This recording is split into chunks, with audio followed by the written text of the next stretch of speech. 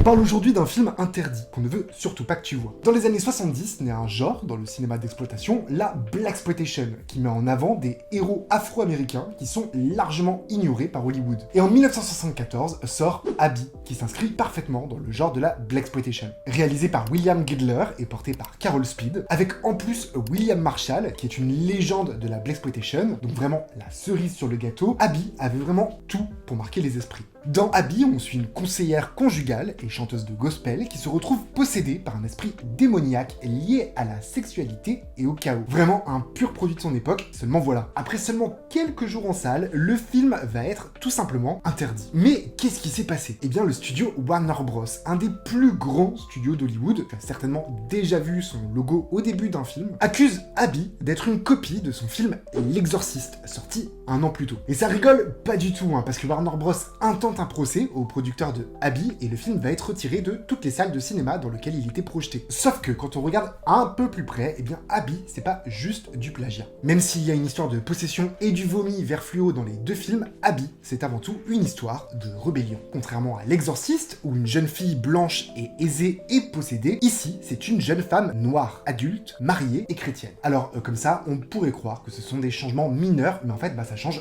tout le propos du film. La possession, elle transforme vraiment Abby. Elle devient audacieuse, incontrôlable, séductrice, elle brise les chaînes de la femme modèle, hétéro, bien sage et bien gentille qu'elle était, pour devenir, au fur et à mesure du film, une figure beaucoup plus transgressive, et aussi un petit peu queer. L'horreur utilise souvent la possession comme une métaphore du désir interdit et réprimé. Abby, eh bien, c'est l'illustration parfaite de ça. Du coup, est-ce que c'est vraiment une copie de L'Exorciste? Eh bien, sur la forme, on pourrait discuter, mais sur le fond et dans le propos, pas du tout. Alors, si tu as l'occasion de voir Abby, eh bien, ne le manque pas, et dis-moi ce que t'en as pensé dans les commentaires. En général, plus c'est interdit par les grands studios, plus on aime. Comme d'hab, je te mets toutes mes sources dans la description, avec en plus une analyse de Abby de Barbara Creed, théoricienne féministe hyper intéressante. En attendant, n'hésite surtout pas à me suivre sur mon compte Very Nasty Stories. Je suis sur Instagram et sur TikTok, je parle de culture queer dans le cinéma d'exploitation.